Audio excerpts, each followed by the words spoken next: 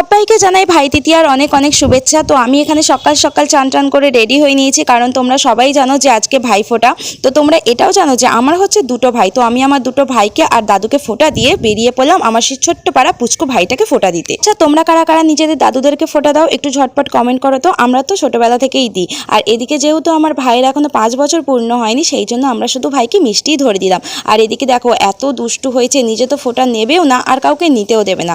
যাই হোক, আমরা ফোঁটা শেষ করে আর চলে এলাম বাড়িতে। এসে দেখি আমাদের রান্না বান্না অনেকটাই এগিয়ে গেছে আর দিদু এখানে রান্না করতেও বসে পড়েছে। তারপর আমার মামাও চলে এসেছে আর এখানে আমার মাসি সবকিছু জোগাড় করতে শুরু করে গেছে।